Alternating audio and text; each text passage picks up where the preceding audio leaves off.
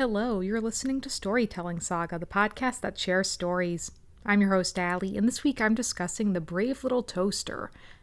To be honest, I'm exhausted from a day of traveling, but then I just ended up watching the movie anyway, so I'm like, oh, well, now I gotta talk about it on the podcast, so whatever. So this episode might be, I don't know, I'm just giving a warning, I guess. But this is another movie I would watch over and over and over throughout my childhood, and it brought me so much joy. In hindsight, though, I feel that it's really creepy in certain parts. It's so funny because as a kid, like, nothing about it ever scared me or anything at all, even though there are some like kind of traumatic moments in this movie. It's kind of weird. I don't know. I don't know why, because I mean, that whole part when Toaster has that nightmare with that clown, like, I'm getting the heebie-jeebies just saying that. I don't know. That freaks me out now, ironically. As a kid, though, that didn't bother me at all. I don't know. Very weird. Also, the part when air conditioner dies, straight up dies, except thankfully Master then, fixes him, which is so sweet. But, the poor air conditioner voiced by the late, great Phil Hartman. Oh, my God. But anyway, so it's still a great movie, though. But it's funny how it's weird, how, like, as an adult, things can, obviously you have a different perspective certainly when you watch things compared to when you were a kid, but you would think, like, I'm surprised as a kid it didn't creep me out at all, whereas now I'm like, oh, this is creepy, like, this is dark for a kid's movie, certain parts, you know what I mean? So it's interesting, honestly. But my favorite character, though, as a kid and still to this day is Lampy. I don't know, something about Lampy, he's so adorable. Oh my goodness, that part when he sacrifices himself is devastating, really. Like, oh my gosh, to, like, uses the cord, uses the light to get the battery working again with the lightning. Oh, and then it's nice when Radio just saying, like, being nice and saying, today, like, the lamp gets, like, lamps were at a moment of silence, and he got the Purple Heart, like, for bravery. And he's voiced by John Lovitz, the Radio. Radio, I would say, was my least favorite as a kid for some reason, because he's just kind of loudmouth obnoxious. I could appreciate the Radio now. I like the dynamic with the Radio and Lampy. They kind of have like a sibling rivalry dynamic. I find it funny and quite endearing. Also, Kirby is great. He comes off as so curmudgeonly. In hindsight, he kind of reminds me of Squidward, from SpongeBob.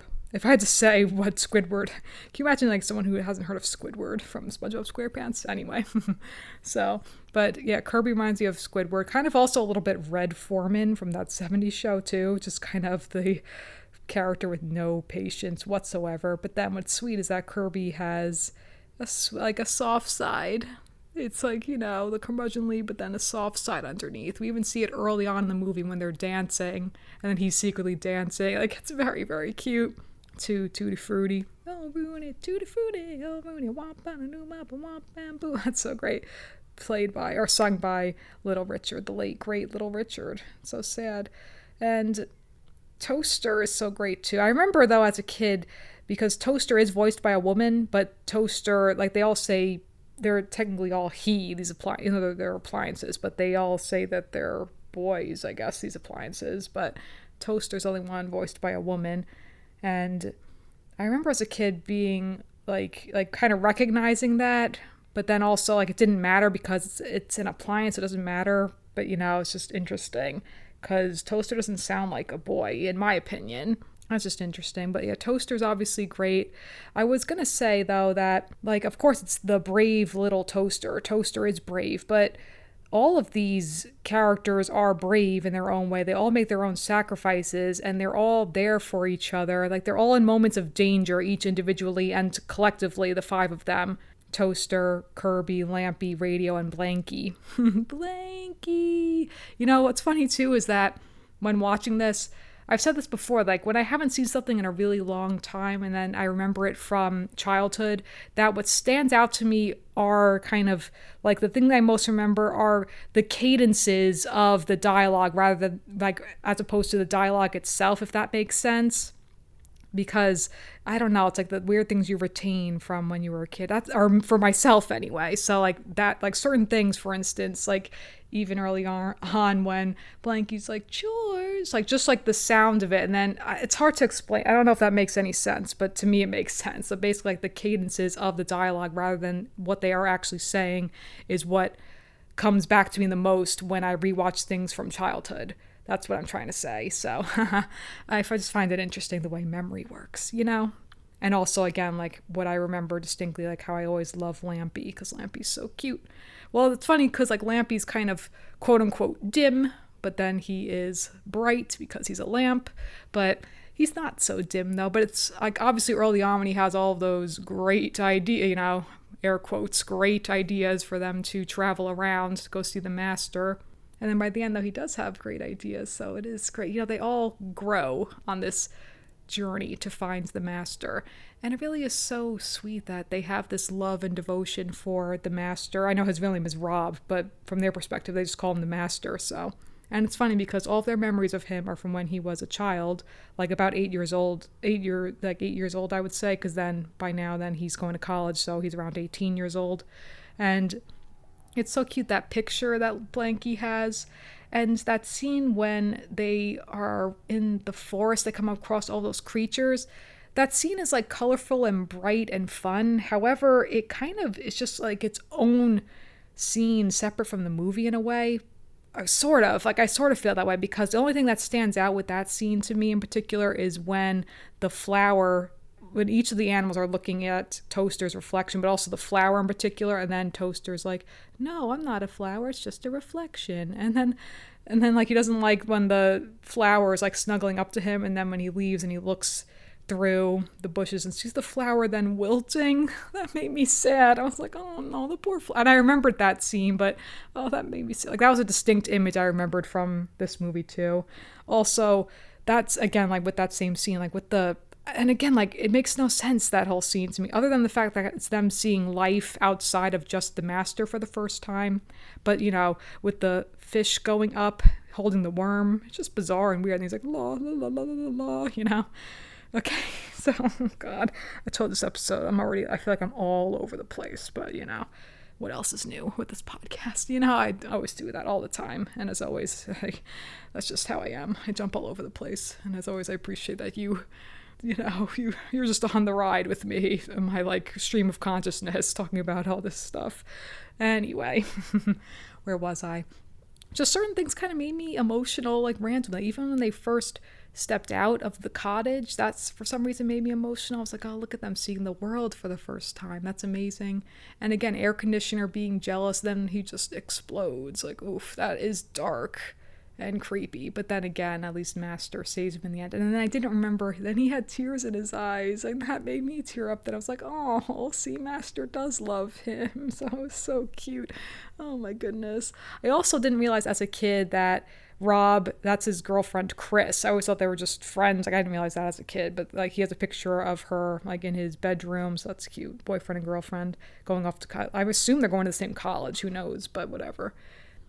I think they also end up getting married and having a baby, as far as I know, because I know there's a few sequels to this movie. I haven't seen any of them, though. I know there's like one where they go to space or something, right? I don't even know. And there's something like with their baby, I'm almost certain, but I've never watched them, so I've only ever watched this movie.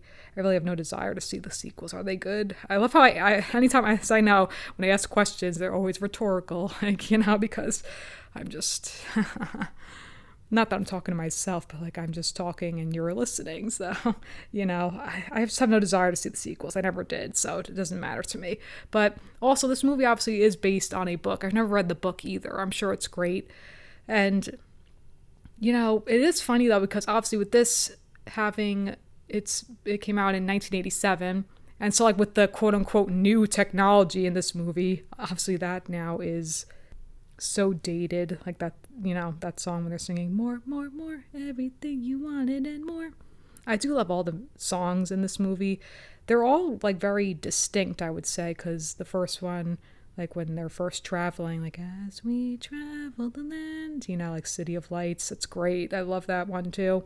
And then like a whole entirely different tone in that scene when they're at that, with that that character. Like, I'd forgotten that character. Like, I remember the character, I did not remember the design. He's like so big, and he's got like the big glasses, and it's so funny then with the dog. He's like, oh, you remember to wear your seatbelt. So funny then when they all like break out of the place, the appliances, and then even the dog hightails it out of there, remembers to put on his seatbelt before he drives away.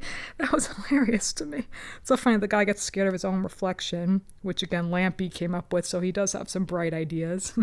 And gosh, that truck, like literally a monster truck, the giant ass wheels. It's so funny.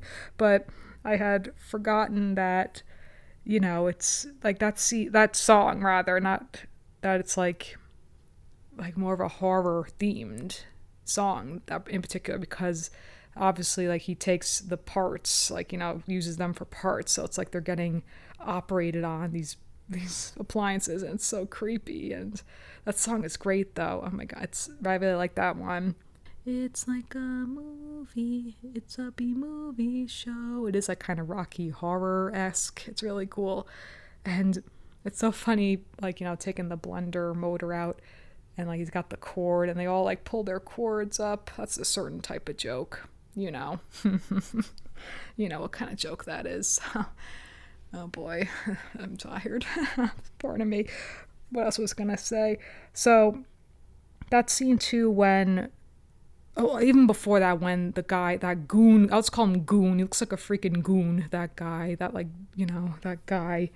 It's so weird too. He drinks in the blender, just eats like from a bag of marshmallows, whatever. And then he's scared of his own reflection. Hilarious. But when he finds first the radio itself, and that part when they're like sinking in that like quicksand or mud, whatever it is, it vaguely reminds me of the scene in Toy Story 3 when they're all going toward the incinerator and they all join hands and they're all gonna, thinking it's the end, and it's very heartbreaking and emotional. It's very similar. It really is so similar to, obviously this came before Toy Story, because that came out in 1995 and this came out in 1987, because like the appliances, they come to life and then they have to like stow away. Then they think the master's coming. They get so excited when it's a car, and then they get excited again hearing a sound, and it turns out that it's a for sale sign. Oh man. But you just got to admire collectively their bravery, and they're all like springing from their unconditional love for the master. And so again, going back to that scene in the forest, then like when poor little Blanky is getting eaten by the freaking little mice, and it's like, hey, they're chewing on the master. His little voice is so cute. Blanky is like a little baby, a little bit, like certainly, like, because even the way he speaks, like just that little kid voice. But then like when Lampy and Rady are making fun of him, like Lampy's like, oh, he's such a baby. Well, that's not nice, Lampy, not nice. But oh god. That's interesting though when Lampy's like, oh, what's with you and the blanket? Like he's like, and then Toast's like, what do you mean? It's like, oh, you're just acting all nice to him all of a sudden. That's funny how he repeats phrases. That stood out to me. I never noticed that. He's like, oh, all of a sudden you're acting nice to him all of a sudden. And then Toast is trying to explain to him, it's like, well, it's like when you get a new loaf of bread. And then of course he can't relate to that, Lampy, and he's like, oh, well, it's like a warm glow. It's like a glow. Yeah. He's like, oh, I think I understand. It's too funny. It's so funny too how like Lampy's like the cord is like his hand, so when he's like tapping the side of his face like with the cord, I don't know, the animation obviously is great, and again, that's the beauty of hand drawn animation. It's lovely. So it's sweet though. Then he's like, well, I just thought I'd try to be nicer to him, that's all. Because then he felt bad about the flowers, and he like feels bad, but he clearly already had like a soft spot for Blanky, kind of looking out for him, because Blanky is like the most vulnerable and like the youngest, so to speak, of all of the appliances. And like just when he's crying, and then Kirby getting annoyed, like, oh, enough crying, give me that picture. But then again, Kirby deep down a softie. Even when they all go over the cliff, and then of course Kirby, you think it's like, is he gonna back away and just leave? But then nope, he jumps over the cliff to go save all of them. And then, speaking of brave little Toaster, when Toaster sacrifices himself to save the master, oh my gosh, forget it. I was like, oh, I'd forgotten for that forgotten about that for a second. Then when he was all the way up there, I was like, oh wait, he jumps to save him. That's right. I was like, oh my gosh. And also when they reunite with TV, too funny too. And of course, like the new appliance is immediately jealous. But again, it's so funny, quote unquote, new appliances in this movie look ancient now, like look so obsolete now, because, you know what I mean? Like the big stereo, all that stuff. And like those snarky parts of the sewing machine. They're so mean, the new appliances, the new lamp. And they're all like jealous, like, oh, he's going to take his old stuff away to college with him. And it's so funny, the mom worrying about him packing enough stuff. He's like, Mom, I got enough stuff for the whole dorm. Like, you never see the mom, though. She's just, like, always talking off screen. And, like, the irony that they traveled all that way. And then, of course, he travels with his girlfriend to go to the cottage, and then they're not there. And he's like, what's going on? Where's the toaster? Like, throwing out the dumpster, throwing them all out one by one. Oh, my goodness. So it is interesting looking at all of these appliances in each part of their journey, like them with them, you know, again, with that scene with them being operated, like, oh goodness. And then it's like the oils, like the blood or something. Gosh, that really is creepy, you know, but interesting. Oh goodness. I mean, he gives him a new light bulb. It's sweet too, but again, weird. It's like, oh, enjoy it while you can. Creepy, I'm telling you. Too funny. But then it's like that being obsolete, but then the master has this soft spot for his belongings because it's like, you know, perfectly good stuff. So why would you go and buy new stuff when you have all this old stuff just sitting there? So thankfully he's able to find them then, because TV helps him out, like helps all of the appliances out to go to, you know, the crazy Ernie's place, but really just the dumpster.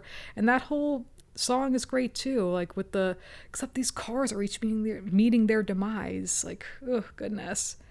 It's sad, really, and they just turn to little compact cubes. Oh, goodness. Like, once took a Texan to a wedding. Like, one by one they die. No. And, like, multiple times, like, Toaster, they jump out, and then, like, multiple times they get sucked up, and then when Rob finds them one by one, and then he gets sucked up, and then when Toaster saves them all. So he really is the brave little Toaster. And there are like certain funny moments too that just made me laugh out loud. That, like, one in particular, you know, with Lampy and Radio, when Lampy's like, how could things be worse? And then Radio says, they couldn't, I lied. Like, oh God, that made me laugh. I was like, well, there you go. Too funny. Oh my gosh. So they're all just so sweet. I don't know. It just is a really sweet, fun, great movie that it's just funny in hindsight, though, with it being in the 80s, how technology has changed so much now. Obviously, like, it would be much different now if they did a movie like this, but it's such a great movie. And it's like really just all can be going back to the fact that they're all a family, just unconditional love, so they're all reunited again with the master. So it's just so sweet. It's just such a fun movie, and a movie I absolutely loved as a kid, and still really loved it too. But rewatching it now, it's a lot of fun. Songs are great animation, and great characters, you know? So it's a really great movie to revisit. And I watched it on YouTube. It's available on YouTube, so, you know, just saying if you want to rewatch it. So I also love at the end when Master fixes up the toaster, and then he's like, where am I gonna get another toaster like this? And it's like all broken, and Chris is saying, oh, like that? Probably nowhere. And then he fixes toaster, though, and he's making faces in the reflection like how he did as a kid, and the toast pops up. So cute. He's like, you see? Like, and it works perfectly again. And Toaster smiles. So cute. Oh my goodness. So Toaster is really sweet. Toaster obviously too reminds me kind of a little bit of Tommy Pickles with the bravery and everything. So, you know, it just goes to show like what bravery is in this case, because bravery means so many different things and what it means to be brave. And in this case of like the true sacrifice that each of the appliances make in order to reunite with the master. And so thankfully they all come through for each other, and they all needed each other in order to get there. They couldn't have done it by themselves. And it's so sweet that they reunite with the master, going off to college together. So it's so sweet. So they're still there for him, and he's there for them, that he got all of his old stuff back. So that's just really sweet. So it's just a really great movie. And with that, that's going to conclude this week's episode of Storytelling Saga. Be sure to visit storytellingsaga.com for all places to listen and where to follow on social media. And as always, feel free to send me any questions, comments, or writing prompts by emailing me at storytellingsaga@gmail.com. Next episode, so excited to be doing my first new interview of the new year. I will be interviewing Betsy Rosenblatt. I met her at LA Comic Con where she did a panel. She is a professor of law as well as the volunteer legal chair of the Organization of Transformative Works. So I'm really excited to chat with her. It's going to be a lot of fun. Until then, thank you for listening, and remember, write what you love. There goes the sun, here comes the night. Somebody turn on the light. Somebody tell me that fate has been kind.